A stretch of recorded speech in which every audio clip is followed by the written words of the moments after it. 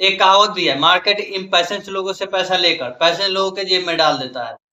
जैसे जो भी इम्पैशंस लोग होते हैं, जो जल्दबाजी करते हैं ट्रेड लेने में या फिर ट्रेडिंग करने में, मार्केट क्या करता है, उनसे पैसा लेता है।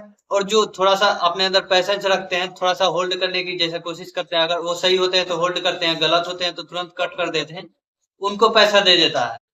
तो दोस्तों, आज है ट्रेडिंग चैलेंज का चौथा दिन। आज हम फिर से लाइव ट्रेडिंग करने वाले हैं, जो आप लोगों को मैं दिखाऊंगा भी। कल मैंने ट्रेडिंग किया था, जिसमें प्रॉफिट हुआ था मुझे। आप लोग देखे भी होंगे, नहीं देखे हैं तो जाकर देख सकते हैं। इसके बाद परसों में बहुत ज्यादा ओवर ट्रेडिंग कर दिया था। तो इसलिए सबसे पहले हमको आज क्या करना है, ओवर ट्रेडिंग नहीं करना है। ऐसे भी आज एक भी ट्रेड नहीं किया हूँ, अभी जो ट्रेड करने जा रहा हूँ वो लाइव आप लोगों के सामने करने जा रहा हूँ। तो ओवर ट्रेडिंग नहीं करना है। एक बार जो गलती हो जाता है उसको दोबारा मतलब दोहराना नहीं है, दोबारा नहीं करना है। तो ओवर ट्रेडिंग हम करना बंद कर दिए हैं आज से। आज से सिर्फ 1 से 2 ट्रेड करेंगे, वो भी बहुत ही क्वालिटी ट्रेड करने वाले हैं।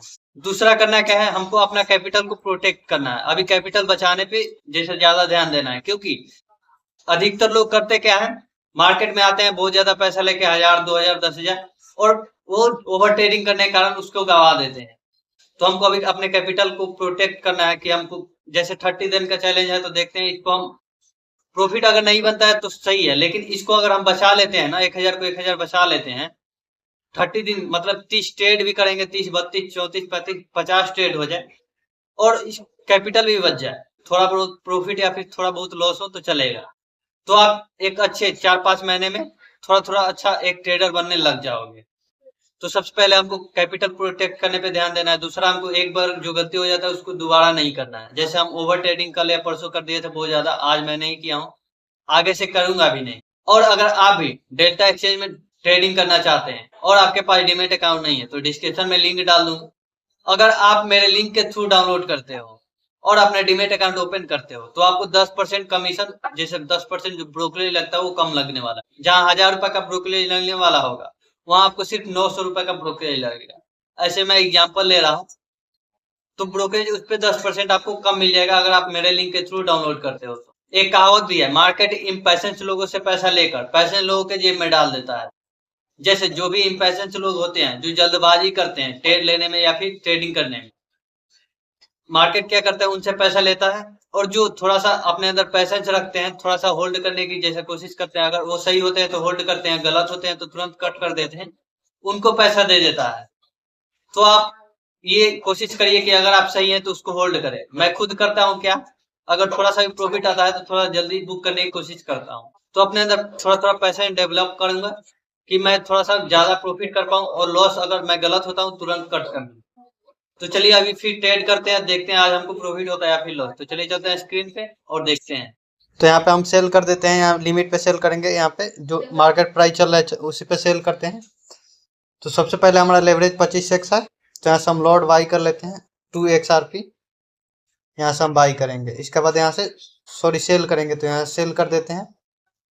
मार्जिन कितने यूज हो रहा है यहाँ पे दिखाई दे, 5 करेंगे तो 42, यानी 10 XRP यहाँ पे सेल करने वाले हैं, 10 लॉट। तो यहाँ से सेल कर देते हैं, इसके बाद प्लेस सेल ऑर्डर पे कर देते हैं।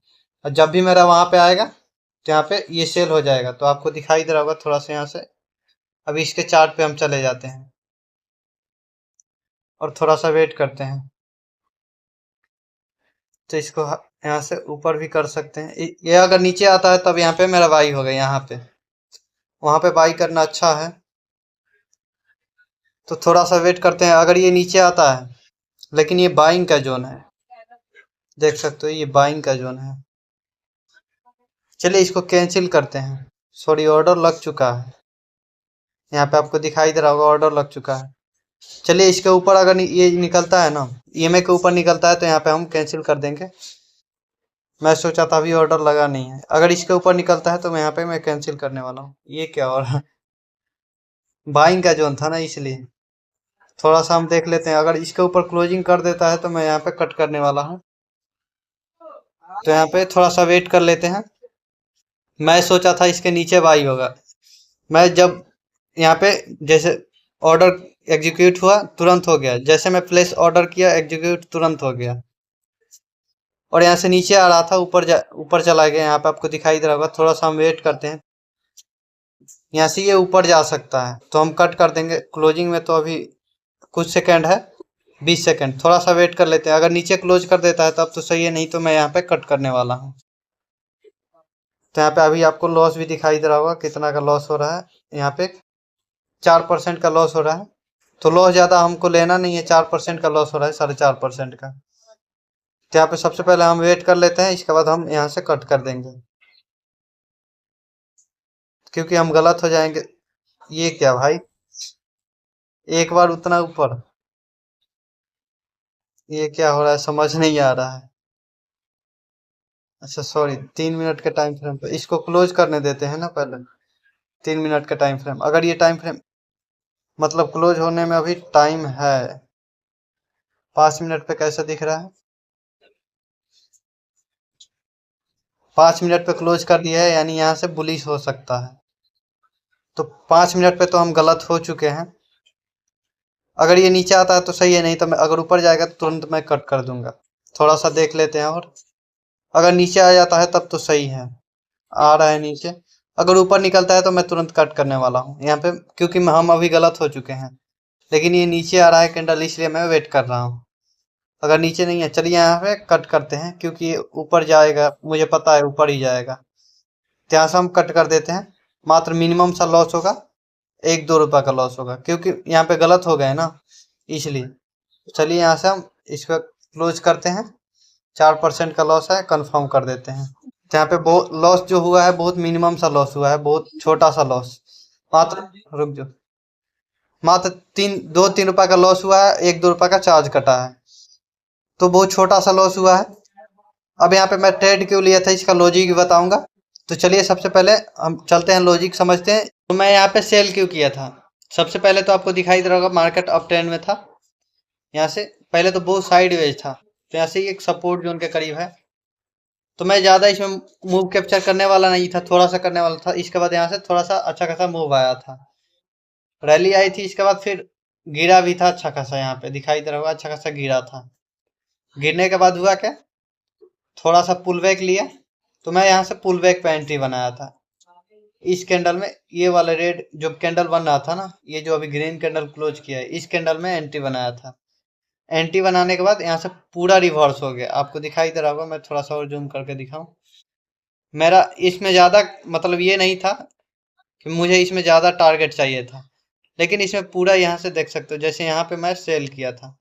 मेरा स्टॉप लॉस बहुत छोटा सा था, लगाया नहीं था, और टारगेट भी ज़्यादा बड़ा नहीं था, छोटा सा ही था। टारगेट इधर कहीं हम लेते, स्टॉप लॉस हमारा इधर ही रहता 9 EMA के ऊपर।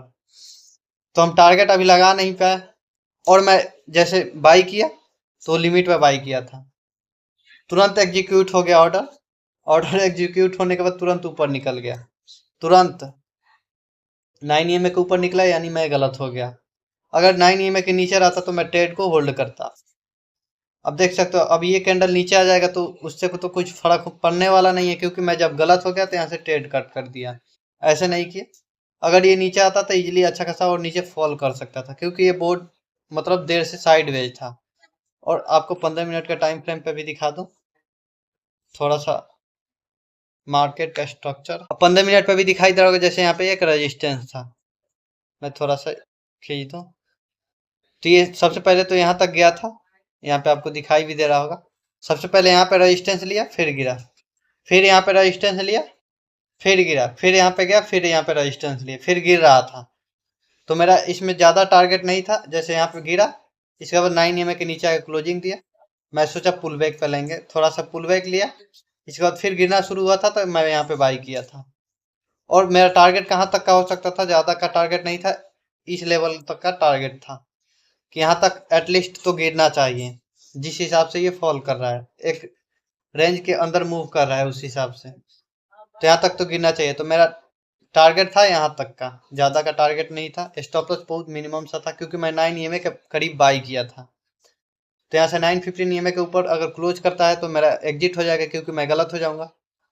कुछ सेकेंडों में 9 EMA के ऊपर, कुछ ही सेकेंडों में 915 EMA के ऊपर जाकर क्लोजिंग कर दिया, तब तो वहाँ पे मैं गलत हो गया। अगर वहाँ से अच्छा खासा फॉल आता तो मुझे अच्छा खासा प्रॉफिट हो सकता था। तो यहाँ पे मैं गलत हो गया, तो आज भी मेरा लॉस हुआ है, लेकिन बहुत छोटा सा लॉस, मात्र 5 से 7 रुपए का लॉस हुआ है। तो चलिए फिर मिलते हैं अगले वीडियो में, जब तक लिए bye bye, tata, take care.